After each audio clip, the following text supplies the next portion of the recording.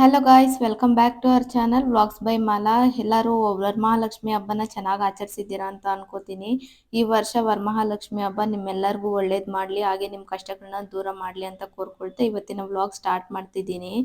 ಎಲ್ಲರಿಗೂ ಅಷ್ಟೇ ವರಮಹಾಲಕ್ಷ್ಮಿ ಹಬ್ಬ ಒಂದೇ ಥರ ಇರೋದಿಲ್ಲ.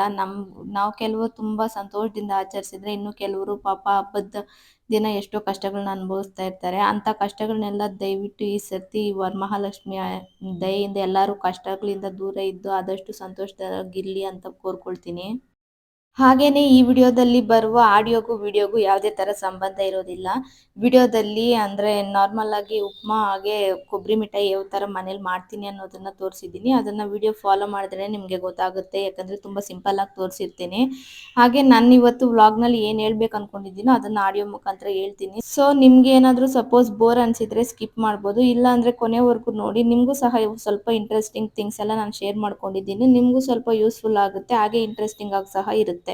ಓಕೆ, ಬನ್ನಿ ಇವತ್ತಿನ ವ್ಲಾಗ್ ಸ್ಟಾರ್ಟ್ ಮಾಡೋಣ.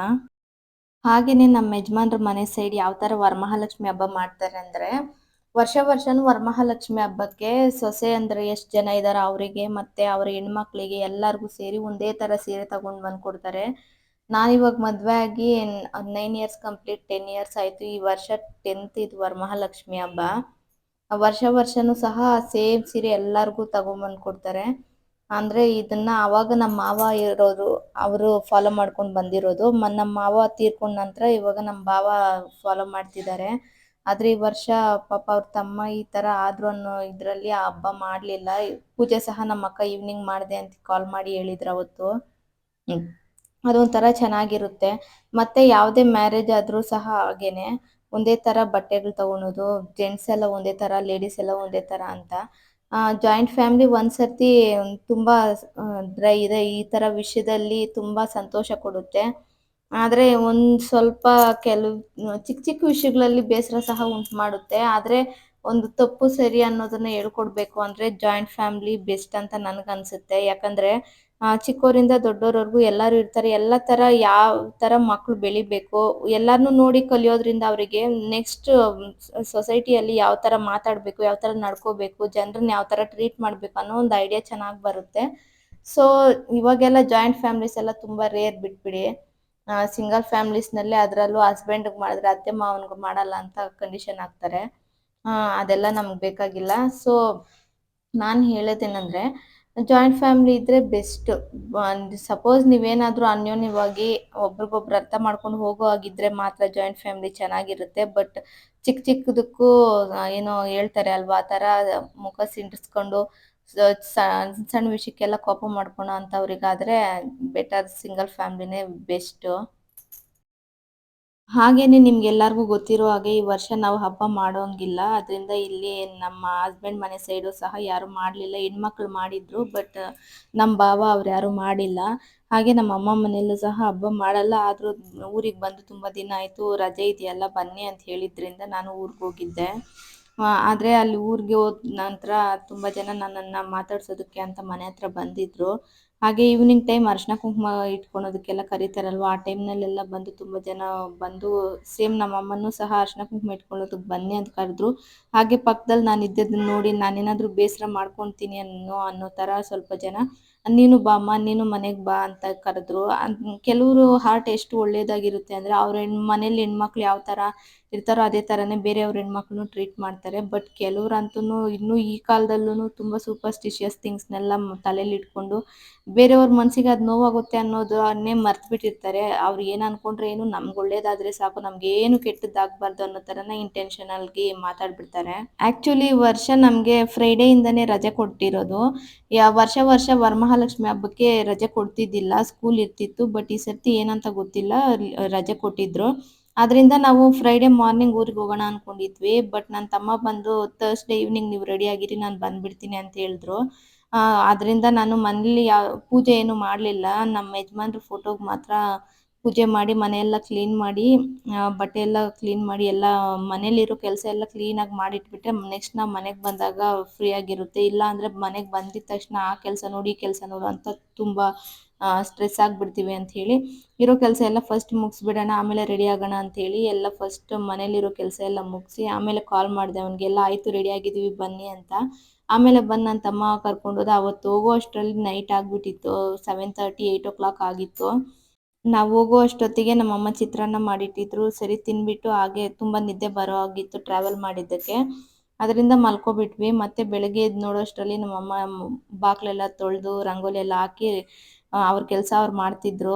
ಆಮೇಲೆ ಸ್ವಲ್ಪ ಟೀ ಮಾಡಿ ಕುಡಿದ್ಬಿಟ್ಟು ನೆಕ್ಸ್ಟ್ ಕೆಲಸ ಸ್ಟಾರ್ಟ್ ಮಾಡಿದ್ವಿ. ಅವತ್ತು ಬ್ರೇಕ್‌ಫಾಸ್ಟ್‌ಗೆ ಸ್ವಲ್ಪ ಫ್ರೈಡ್ ರೈಸ್ ಮಾಡಿದ್ವಿ, ವೆಜ್ ಫ್ರೈಡ್ ರೈಸ್. ಹಾಗೆ ಮಧ್ಯಾಹ್ನ ಆಗ್ತಾ ಇದ್ದಂಗೆ ಸ್ವಲ್ಪ ಪಾಯಸ ಮಾಡಿ ಆಮೇಲೆ ವಡೆ ಸುಟ್ಟು ಮಾಡಿದ್ವಿ, ಒಬ್ಬಟ್ಟು ಮಾಡಲಿಲ್ಲ.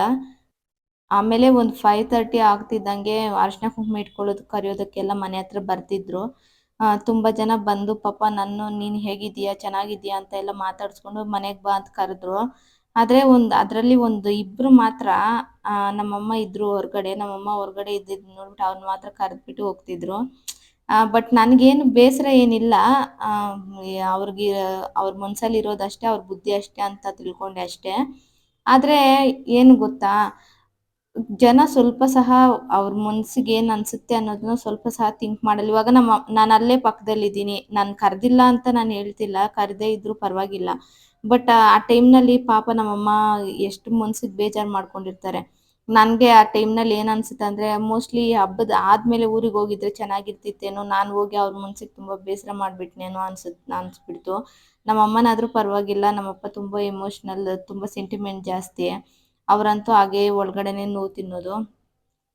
ಆಮೇಲೆ ನಮ್ಮ ಅಮ್ಮನೂ ಸಹ ಯಾರ ಮನೆಗೂ ಅರಿಶಿನ ಕುಂಕುಮ ಇಟ್ಕೊಳ್ಳೋದಕ್ಕೆಲ್ಲ ಹೋಗ್ಲೇ ಇಲ್ಲ. ಅವರು ಸಹ ತುಂಬ ಬೇಜಾರು ಮಾಡ್ಕೊಂಡು ನಾನು ಹೇಳಿಲ್ವಾ ಹಬ್ಬದ ಟೈಮ್‌ನಲ್ಲಿ ನಾನು ಹೋಗ್ಬಾರ್ದಿತ್ತು ಅನ್ಸ್ಬಿಡ್ತು. ಆ ಥರ ಬೇಜಾರಾಯಿತು. ನೆಕ್ಸ್ಟ್ ಹಾಗೆ ಬಂದು ನಾವು ವರ್ಷ ವರ್ಷ ಯಾವಾಗಲಾದರೂ ಸರಿ ಹಬ್ಬ ಹರಿದಿನಗಳಿಗೆಲ್ಲ ಊರಿಗೆ ಹೋದ್ರೆ ನಾನು ನಮ್ಮ ಯಜಮಾನ್ರು ಇಬ್ಬರು ಸೇರಿ ಅಡುಗೆ ಕೆಲಸ ಮಾಡ್ತಿದ್ದಿದ್ದು. ಅವರೆಲ್ಲ ತರಕಾರಿ ಹಚ್ಕೊಡೋರು, ನಾನೆಲ್ಲ ಪ್ರಿಪೇರ್ ಮಾಡ್ತಿದ್ದೆ.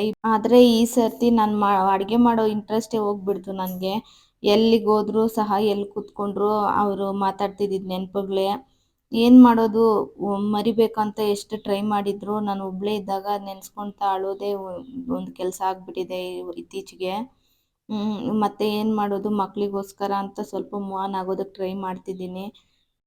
ನಾವು ಹೆಂಗಸರು ನಮ್ಮ ಲೈಫ್‌ನಲ್ಲಿ ಏನಾದರೂ ಸಪೋಸ್ ಈ ಥರ ಒಂದು ವಿಷಯ ಆಗ್ಬಿಟ್ರೆ, ಅದು ತುಂಬ ಅತಿಯಾಗಿ ನೋವು ಕೊಡೋದು ಸಂದರ್ಭ ಅಂದ್ರೇನೆ ಈ ಥರ ಹಬ್ಬದ ಸಮಯದಲ್ಲಿ, ಹಾಗೆ ಏನಾದರೂ ಒಂದು ಫಂಕ್ಷನ್ಸ್ ಸಮಯದಲ್ಲಿ, ಮನೆಗಳಲ್ಲಿ ಮದುವೆ ಆ ಥರ ಎಲ್ಲ ಆದಾಗ ತುಂಬ ಅಂದರೆ ತುಂಬ ನೋವು ಕೊಟ್ಬಿಡುತ್ತೆ.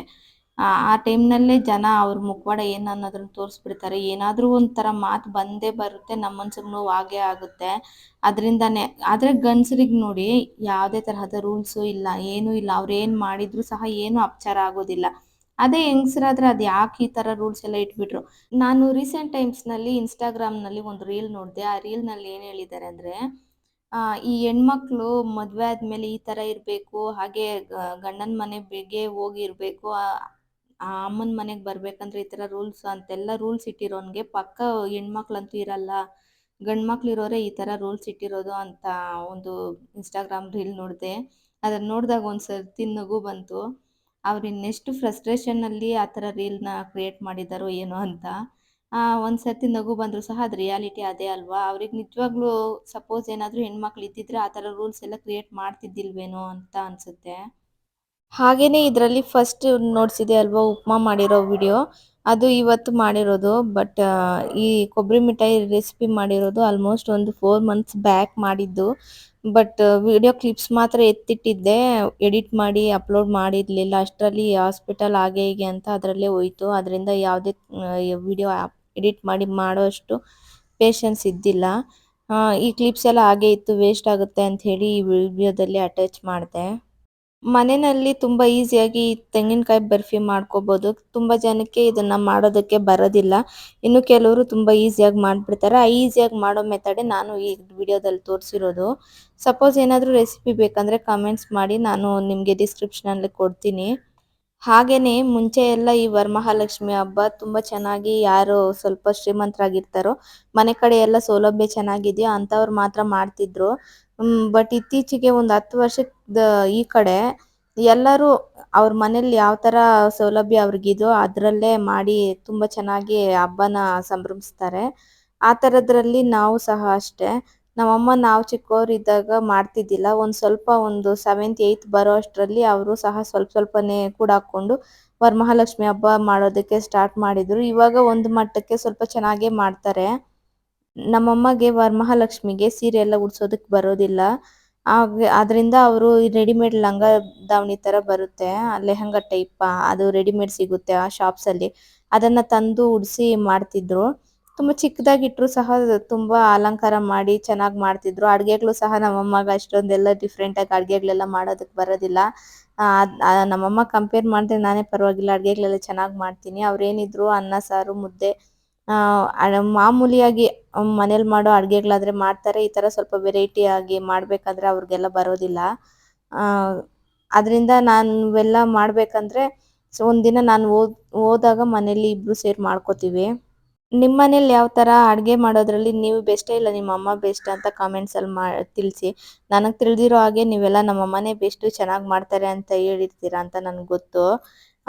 ನಾನು ಹೇಳ್ತೀನಲ್ವ, ಮಾಮೂಲಿಯಾಗಿ ಮನೇಲಿ ಮಾಡೋ ಅಡುಗೆ ಸಾರು ಆ ಥರ ಎಲ್ಲ ನಮ್ಮಮ್ಮ ಚೆನ್ನಾಗಿ ಮಾಡ್ತಾರೆ ನನಗಿಂತಲೂ. ಬಟ್ ಡಿಫ್ರೆಂಟ್ ಆಗಿ ಏನಾದರೂ ಅಡುಗೆಗಳು ಮಾಡ್ಬೇಕಂದ್ರೆ ಅದು ಅವ್ರಿಗೆ ಬರೋದಿಲ್ಲ. ಅವರು ಚಿಕ್ಕ ವಯಸ್ಸಿಂದ ಹಳ್ಳಿಲಿ ಬೆಳೆದಿರೋರು. ಅವ್ರಿಗೇನು ಅಷ್ಟೊಂದು ಡಿಫ್ರೆಂಟ್ ಆಗಿ ಐಡಿಯಾಗಳಿಲ್ಲ ಅಡುಗೆ ಮಾಡೋದ್ರಲ್ಲಿ. ಬಟ್ ಅದೇ ಮಾಮೂಲಿ ಅನ್ನ ಸಾರು ಅಂತವಾದ್ರೆ ರುಚಿಯಾಗಿ ಮಾಡ್ತಾರೆ. ಹಾಗೇನೆ ನಾನು ಮದುವೆ ಆಗೋವರೆಗೂ ನಾನು ಒಂದ್ಸರ್ತಿ ಸಹ ದೇವ್ರ ಮನೆಯಲ್ಲಿ ಪೂಜೆ ಮಾಡಿದ್ದೇ ಇಲ್ಲ.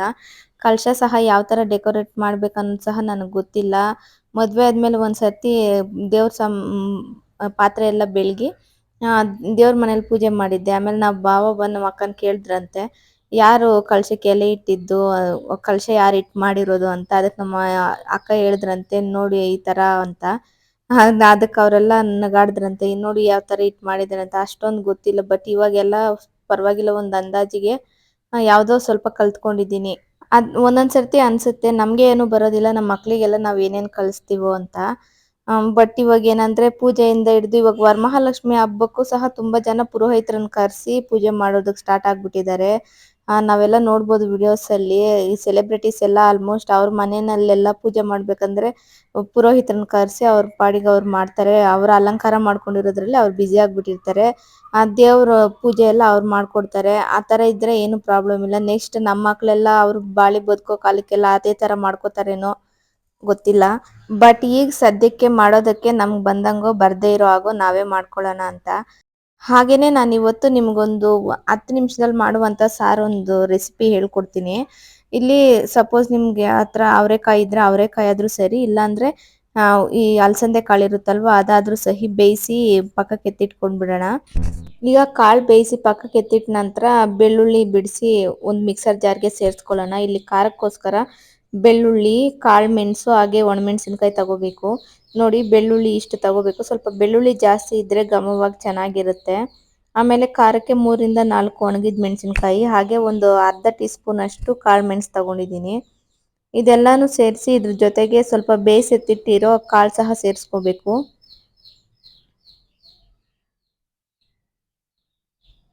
ಈ ಕಾಳು ಸೇರಿಸೋದ್ರಿಂದ ಸಾರು ಥಿಕ್ನೆಸ್ ಬರುತ್ತೆ. ಹಾಗೆ ಸೈಡಲ್ಲಿ ಮುದ್ದೆ ಮಾಡ್ಕೊಡಿ. ಈ ಸಾರಿಗೆ ಮುದ್ದೆ ಕಾಂಬಿನೇಷನ್ ಚೆನ್ನಾಗಿರುತ್ತೆ, ಅದರಿಂದ ಮುದ್ದೆ ರೆಡಿ ಮಾಡ್ತಿದ್ದೀನಿ. ಈ ಖಾರದ ಸ್ವಲ್ಪ ರುಬ್ಬಿದ ನಂತರ ಈ ಸ್ವಲ್ಪ ಕೊತ್ತಂಬರಿ ಸೊಪ್ಪು ಸಹ ಹಾಕಿ ರುಬ್ಬಿ ಎತ್ಕೊಳ್ಳೋಣ. ಈಗ ಒಂದು ಸೈಡ್ ಖಾರ ರುಬ್ಬಿ ಎತ್ತಿಟ್ಟಿದ್ದೀನಿ, ಹಾಗೆ ಕಾಳು ಬೇಯಿಸಿಟ್ಟಿದ್ದೀನಿ. ಇನ್ನೊಂದು ಸೈಡು ಮುದ್ದೆ ಮಾಡ್ಕೊತಿದ್ದೀನಿ. ಇತ್ತೀಚೆಗೆ ಮನೆಗಳಲ್ಲಿ ಮುದ್ದೆ ಮಾಡೋದೆಲ್ಲ ತುಂಬಾ ಕಮ್ಮಿ ಆಗೋಗಿದೆ. ವಯಸ್ಸಾಗಿರೋರು ಕಮ್ಮಿ ಆದಂಗೆ ಮುದ್ದೆ ಮಾಡೋದು ಸಹ ಕಮ್ಮಿ ಆಗೋಗಿದೆ. ಮುದ್ದೆ ತಿನ್ನೋದು ತುಂಬಾ ಆರೋಗ್ಯಕ್ಕೆ ಒಳ್ಳೆಯದು. ಅದರಿಂದ ಅಟ್ಲೀಸ್ಟ್ ದಿನದಲ್ಲಿ ಒಂದ್ಸರ್ತಿನಾದ್ರೂ ಮುದ್ದೆ ತಿನ್ನೋದನ್ನ ರೂಢಿ ಮಾಡ್ಕೊಳ್ಳಿ.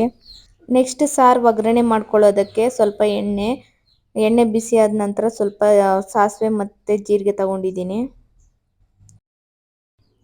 ಸಾಸಿವೆ ಮತ್ತು ಜೀರಿಗೆ ಸ್ವಲ್ಪ ಸಿಡಿದ ನಂತರ ರುಬ್ಬಿಟ್ಕೊಂಡಿರೋ ಮಸಾಲೆ ಮತ್ತು ಬೇಯಿಸಿಟ್ಕೊಂಡಿರೋ ಕಾಳು ಎಲ್ಲನೂ ಸೇರಿಸಿ ಹಸಿ ವಾಸನೆ ಹೋಗೋವರೆಗೂ ಚೆನ್ನಾಗಿ ಬೇಯಿಸ್ಕೊಳ್ಳೋಣ. ಅಷ್ಟೇ, ಈ ಸಾರು ರೆಡಿಮೇಡಾಗಿ ಅಂದರೆ 10 ನಿಮಿಷದಲ್ಲಿ ರೆಡಿ ಮಾಡ್ಕೋಬೋದು ಮನೆಯಲ್ಲಿ. ತುಂಬ ಅಂದರೆ ತುಂಬ ಈಸಿ, ಹಾಗೆ ಆರೋಗ್ಯಕ್ಕೂ ಸಹ ಒಳ್ಳೆಯದು. ಇದರಲ್ಲಿ ಜಾಸ್ತಿ ಮೆಣಸು ಮತ್ತು ಬೆಳ್ಳುಳ್ಳಿ ಯೂಸ್ ಮಾಡಿರೋದ್ರಿಂದ ಆರೋಗ್ಯಕ್ಕೆ ತುಂಬ ಒಳ್ಳೆಯದು. ಓಕೆ, ಇವತ್ತು ವಿಡಿಯೋ ಲಾಸ್ಟಿಗೆ ಬಂದಿದ್ದೀವಿ. ಹೋಪ್ ನಿಮಗೆ ಇವತ್ತಿನ ವ್ಲಾಗ್ಸ್ ಇಂಟ್ರೆಸ್ಟಿಂಗ್ ಆಗಿತ್ತು ಅಂತ ನೆನೆಸ್ಕೊತೀನಿ. ಸಪೋಸ್ ಏನಾದರೂ ನಿಮಗೆ ಈ ವ್ಲಾಗ್ನಲ್ಲಿ ಇಷ್ಟ ಆಗಲಿಲ್ಲ ಅಂದರೆ ಕಾಮೆಂಟ್ಸಲ್ಲಿ ತಿಳಿಸಿ. ನೆಕ್ಸ್ಟ್ ವಿಡಿಯೋದಲ್ಲಿ ಅದನ್ನು ನಾನು ಕರೆಕ್ಟ್ ಮಾಡ್ಕೋತೀನಿ. ಹಾಗೆ ನೆಕ್ಸ್ಟ್ ಯಾವುದಾದ್ರೂ ಸಪೋಸ್ ರೆಸಿಪೀಸ್ ನಿಮಗೆ ಬೇಕಂದರೆ ಕಾಮೆಂಟ್ಸಲ್ಲಿ ತಿಳಿಸಿ, ಅದನ್ನು ನಾನು ಅಪ್ಲೋಡ್ ಮಾಡೋದಕ್ಕೆ ಟ್ರೈ ಮಾಡ್ತೀನಿ. ಆ್ಯಂಡ್ ಮೋಸ್ಟ್ ರಿಕ್ವೆಸ್ಟ್ಲಿ ನಾನು ನಿಮ್ಮ ಹತ್ರ ಎಲ್ಲರನ್ನೂ ಜಸ್ಟ್ ರಿಕ್ವೆಸ್ಟ್ ಮಾಡ್ಕೊಳ್ಳೋದು ಏನಂದರೆ ತುಂಬ ಹಂಬಲ್ ಆಗಿರಿ, ಕೈಂಡ್ ಆಗಿರಿ. ಬೇರೆಯವ್ರ ಮನಸ್ಸಿಗೆ ಏನಾದರೂ ಸಪೋಸ್ ಅದು ನೋವಾಗುತ್ತೆ ಅಂದರೆ ಅದನ್ನು ಆ ಮಾತನ್ನು ಆಡದೇ ಇರೋದಕ್ಕೆ ಟ್ರೈ ಮಾಡಿ. ನಾವು ಏನು ಅಷ್ಟೇ ಸಂಪಾದಿಸಿ ಕೊನೆವರೆಗೂ ಎತ್ಕೊಳ್ಳೋದು ಹೋಗೋದಿಲ್ಲ. ಈ ಕೈಂಡ್ನೆಸ್ ಮಾತ್ರ ನಮ್ಮ ಜೊತೆ ಬರೋದು. Thank you for watching.